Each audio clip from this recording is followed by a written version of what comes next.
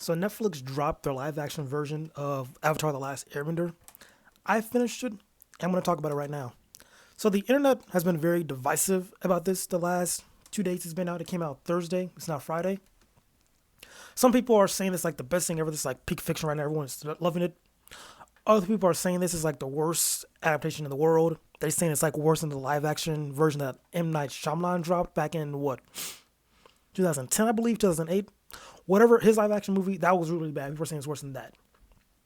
I'm in the camp where I'm saying it's not as bad as in a M. Night Shyamalan's movie. It's not that bad, but it's not peak fiction either. It's like in this weird tier of being like okay sometimes, kind of bad other times. So I'm just gonna go over what things I liked and the things I disliked. The things I do like is like the cinematography and the set pieces. Like this show looks pretty decent. Like the CGI looks pretty solid at times. Bending sometimes a bit sketchy. Like I feel like firebending looks great. Airbending looks okay sometimes. Water is hit or miss. Also, like water looks either really good or really bad, and earth looks just like okay looking ish. That was the airbending. The bending stuff was just all right. Sometimes good, sometimes bad. That's all right. The casting, I will say, everyone looks the part. They feel like the characters.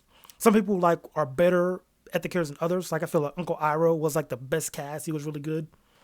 Then also I believe what's his face? I really liked Aang too. Aang was a good actor. I think Aang's character, like he felt like Aang. Katara was okay. Sokka, I will say Sokka was like this weird gray area. Like if he was for the tone of the show is like very serious tone. Then like his jokes don't land in this serious tone. They come out very flat. Like if the tone wasn't as serious, he was a bit more anime with his like delivery. Like if he was a more Jim Carrey with his acting when it came to like the jokes and whatnot, and it was like not as serious of a show. I feel like most of his jokes would have landed.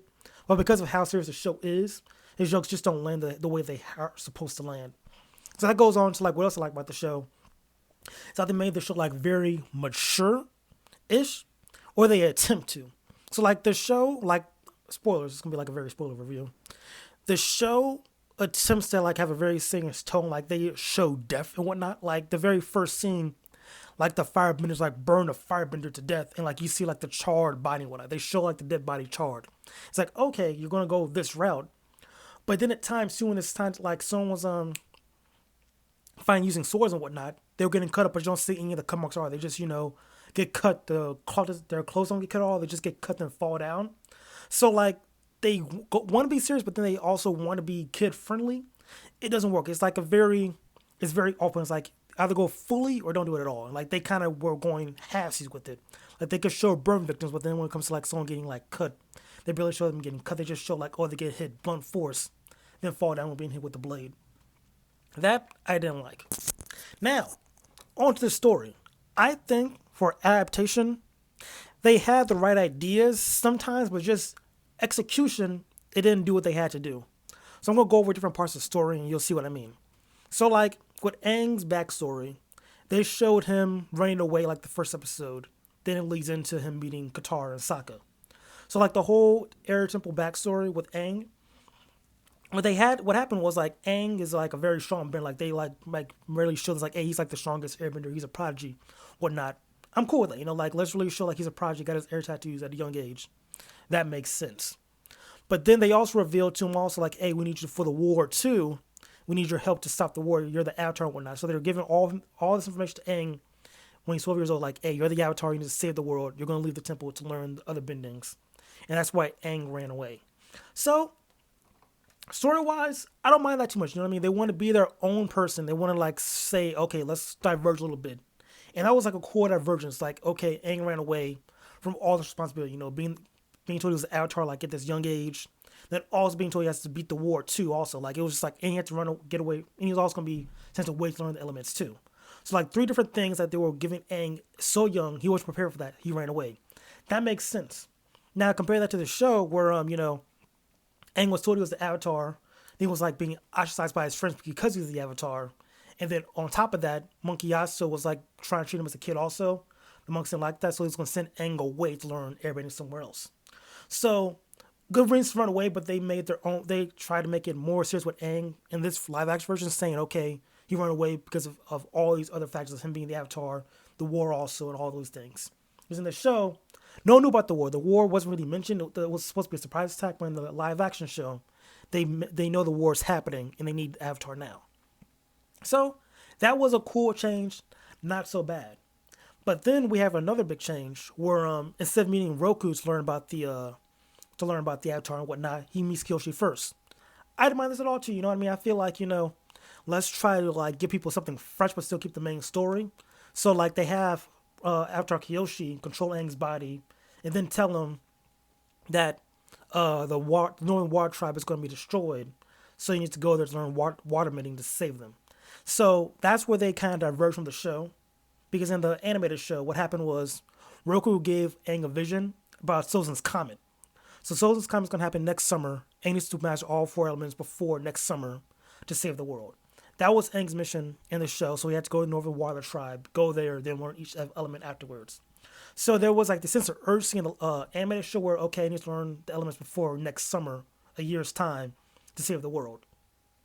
But in this show, they made it like super duper urgent, where it's like, hey, listen, the Northern Water Tribe is going to be destroyed. You need to go there to save them. So it was like, at first, I liked the idea, but then we go on with the story, like, Aang's also doing all these side missions too. Like, okay, we're traveling to the Northern Water Tribe, but also got to go to this town too to help them, and that town too to help them. And like, it kind of takes away from the fact, like, you need to save this one, tribe needs to focus on them for sure, and not doing all these side missions first. Like, for sure this town's gonna be destroyed. You gotta like beeline to them at least, you know what I mean? But they don't do that, and I feel like that kind of they were trying to give you a sense of urgency, but I feel like they gave you too much urgency. I feel like so since Kami was good enough urgency, like, okay, this is going on. I have a year to train. Let me go to the Water Tribe, and at that point, you can now comfortably, go to different villages and places to help these people, but at the same time, go to the Northern Water Tribe where you can learn waterbending to help with your journey. I feel like animated show did that much better, and I feel like with the live action, we were like rushing Aang too much, trying to force down this responsibility on him.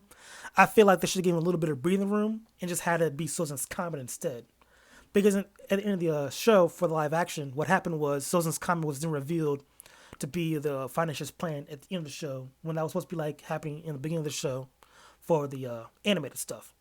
So that was like the very big change, was the sense of urgency, like having him speak to Kyoshi first, then Roku for something else. I don't want to reveal too many spoilers, but they changed a lot of things, and like all those things end up biting them in the butt later. And for the climax too, I'm going to talk about this, another spoiler. But like, again, I'm going to avoid other spoilers so you can like somewhat enjoy it. But I feel like these sort of things I need to talk about so you understand what's going on, like the changes they do make, how it doesn't really fit in the end. Because then they finally make it to the Water Tribe, the Northern Water Tribe. And Aang, the entire time, does not waterbend at all. Like, he doesn't do the waterbending. He doesn't train for waterbending. He just instead helps them prepare them for the battle.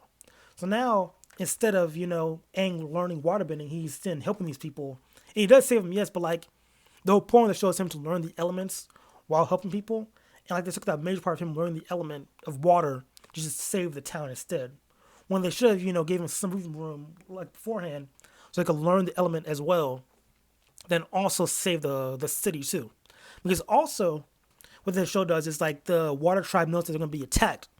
But in the animated show, they didn't know that. So like, they give these guys the foresight to like get Aang to fight, and I feel like the surprise attacks work better in the anime show, instead of them knowing what's going to happen. I feel like them knowing what's going to happen kind of takes away from it also.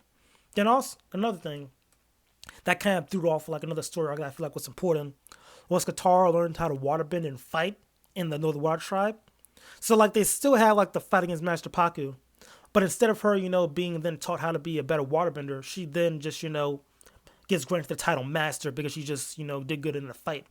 And I feel like that just kind of takes away from what it was supposed to happen. Like, her learning, like, Katara was a good waterbender. She was like almost a project. Like, she was learning stuff by herself, but she needed a master to push her to the next level. And like, that was the whole point of her being excited to go to the Northern Water Tribe, is to get a teacher to like master her skills, So I feel like her doing well against Paku, like as in anime shoot too, that works too. Like, she did good in a fight, she still lost. Like, in both in live action and anime show, she lost the fight, but she did a good job of showing how she could be a good waterbender. But instead, in the live action, she doesn't get to be trained at all by Master Paku. She just gets granted Master. And then at that point, I feel like that takes away from the point of going to know the Water Tribe was to be better waterbenders. So not only does Katara not get that arc of, proving to the water tribe like, hey, yo, I could be a good bender, but I still need a teacher. But now also, she just gets granted the title master, and then Aang still doesn't learn waterbending at all. He's still going to learn from Katara, but I feel like that little arc she had was just lost. Then finally, I think the one thing I didn't like too was just actually a couple of things. Sokka's character too. I feel like they were trying to make Sokka his own character by having him be like an engineer, but then also a warrior too. But I feel like in the anime show they did that a bit better. It's like in this live action, they're kind of like forcing like, oh, let's choose between like being a warrior or doing your own thing. Then also how like his father's also being disappointing him, like how he's not a good warrior. And I feel like they want to like have their own arcs with these characters, like, oh, let's try to spin something different to like make it feel fresh and new. But the way they execute these things just don't feel the same. Then I could also say the same with Azula too.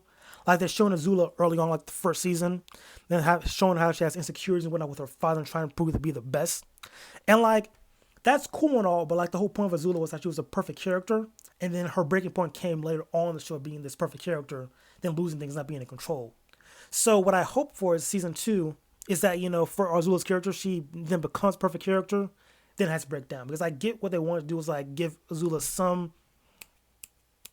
some extra meat to her, like, oh look, she the reason why she's not why she's shooting for perfection is because of her dad. But I feel like that should have been happening later on, just show her with the perfect character first, then the breakdown of the character later. You know what I mean? But yeah, that's my thoughts on the show. They have good ideas, just execution wise, it just don't hit where they need to hit, and it just feels kind of kiddish. Like you want to be serious, but then you have this childlike dialogue. Like it feels like the dialogue feels kind of like I'm watching like an iCarly episode of Times. You know what I mean? And that shouldn't be the case with what they were trying to do. Like what they wanted isn't what they executed, what they showed. So hopefully season 2, like they fix it, cleaner scripts. If you want a serious tone, focus on that. Like really make sure that the scripts and dialogue are like tight, airtight. You know what I mean? And stuff like that. So that's it. I give this show like a 6 out of 10. Like it's enjoyable. It's a cool show to watch. I kind of recommend if you're an Avatar fan, because you're not because. No, I just recommend. I say watch it for yourself to see how you feel about it. That's what I'll say. But yeah, that's my thoughts about this. Catch you guys next time.